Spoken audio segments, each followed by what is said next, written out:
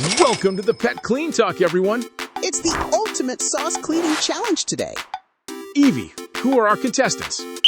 Let's see, we've got Eufy, Echo, and Robert. Right, they're all really tough. I'm excited to see them in action. Oh, wow! Looks impossible. I doubt either of them can handle this mess.